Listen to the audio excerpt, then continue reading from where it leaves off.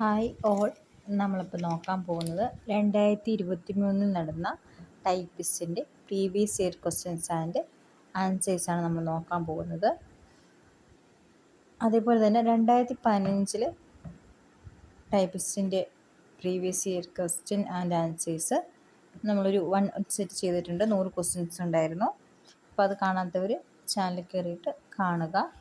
അതേപോലെ തന്നെ typist, confidential assistant, stenographer എന്നീ പരീക്ഷകൾ എഴുതുന്നവർക്ക് കോമൺ ആയിട്ടുള്ള എക്സാം ആയിരിക്കും. അപ്പോൾ സിലബസിലൊന്നും പ്രത്യേകിച്ച് വലിയ മാറ്റമൊന്നും ഉണ്ടാവില്ല. ഈ ഒരു സിലബസ് തന്നെയായിരിക്കും. ഈ 3 എക്സാം എഴുതുന്നവർക്കും ഈ വീഡിയോ കാണാവുന്നതാണ്. അതേപോലെ തന്നെ കമ്പ്യൂട്ടർ അസിസ്റ്റൻറ്റ് എക്സാം എഴുതുന്നവർക്കും ഈ ഒരു വീഡിയോ പ്രയോജനകരം തന്നെ ആകുന്നതാണ്. അവർക്ക് കുറച്ച് സിലബസിൽ കുറച്ച് മാറ്റമുള്ളൂ. മലയാളം, ടൈപ്പ് റൈറ്റിംഗ് അങ്ങനെയുള്ള സബ്ജക്റ്റിൽ കൂടുതലായിട്ട് കമ്പ്യൂട്ടറും ഇംഗ്ലീഷും ആയിരിക്കും കൂടുതലായിട്ട് വരുന്നത്. അപ്പം നമുക്ക് ഇന്നത്തെ വീഡിയോയിലോട്ട് കിടക്കാം. ഓൾറെഡി എൻ്റെ ആദ്യത്തെ ഭാഗം കാണാൻ വേണ്ടി ചാനൽ കയറിയിരുന്ന് സെർച്ച് ചെയ്താൽ മതി. ഇത് 76ാമത്തെ ക്വസ്റ്റ്യനാണ് ഇന്ന് നോക്കാൻ പോകുന്നത്. നമുക്ക് അപ്പം ക്വസ്റ്റ്യൻസിലേക്ക് കിടക്കാം. 76ാമത്തെ question, identify the correct sentence.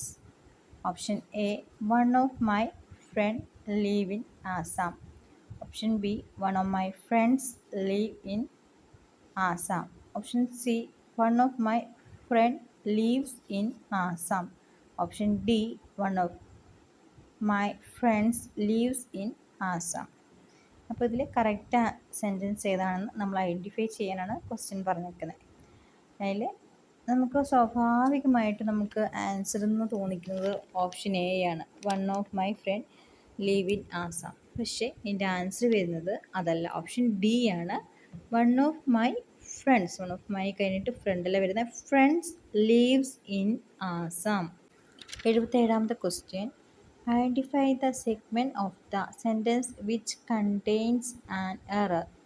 If there is no error, mark no error as you answer. അതായത് നമ്മുടെ ഒരു സെൻറ്റൻസ് തന്നിട്ടുണ്ട്. ആ സെൻറ്റൻസിൽ തെറ്റെന്തെങ്കിലും ഉണ്ടെങ്കിൽ അത് നമ്മൾ ഐഡൻറ്റിഫൈ ചെയ്യുക. അഥവാ തെറ്റൊന്നുമില്ല എന്നാണെങ്കിൽ ഓപ്ഷനിൽ നോ എറർ എന്ന് കാണിക്കേണ്ടത് അത് ആൻസറായിട്ട് സെലക്ട് ചെയ്യുക എന്നാണ് ക്വസ്റ്റ്യൻ പറഞ്ഞിരിക്കുന്നത്. അപ്പോൾ നമ്മുടെ സെൻറ്റൻസ് ഏതാണെന്ന് നോക്കാം. This is the more difficult problem I have ever solved. This is the more difficult problem I have ever solved.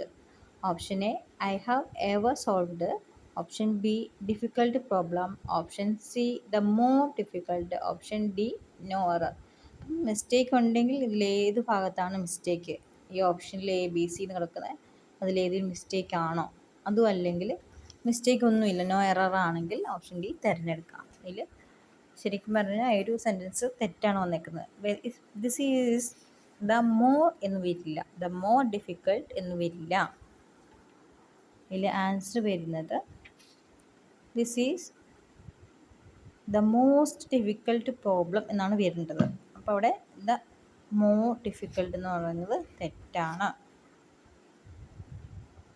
Answer വരുന്നത് ഇവിടെ ഓപ്ഷൻ സി ആണ്, ദ മോർ ഡിഫിക്കൾട്ട് എന്നാണ് വരുന്നത്. തെറ്റായിട്ടുള്ളൊരു ഭാഗമാണത്. 78ാമത്തെ question, complete the sentence appropriately. അപ്പോൾ sentence complete ചെയ്യാനാണ് പറഞ്ഞിരിക്കുന്നത്. സെൻറ്റൻസ് നോക്കാം. If you had completed the project you dash gone on a tour. If you had completed the project you dash gone on a tour. Option A could. Option B could have. Option C had. Option D could have been. Option A could. Option B could have. Option C had. Option D could have been. അപ്പോൾ ഇതിലേത് ഓപ്ഷനാണ് ആ സെൻറ്റൻസിൽ കറക്റ്റായിട്ട് സൂട്ടബിളായിട്ട് വരുന്നത് എന്നാണ് നോക്കുന്നത്. അപ്പം answer വരുന്നത് option B ആണ്. If you had complete the project you could have gone on a tour എന്നാണ് വരുന്നത്. ഓപ്ഷൻ ബി ആണ് നമ്മുടെ ആൻസർ വരുന്നത്. 79ാമത്തെ question, complete the sentence with the correct option. ഇപ്പം കറക്റ്റ് ഓപ്ഷനിൽ ഒരു ഇത് വെച്ചിട്ട് സെൻറ്റൻസ് കംപ്ലീറ്റ് ആക്കണം എന്നാണ്. സെൻറ്റൻസ് നോക്കാം. She is not only a teacher. She is not only a teacher dash an artist. Dash an artist. Option A however, option B but also, option C also, option D nevertheless. ഇതിലെ answer വരുന്നത് but also ആണ്.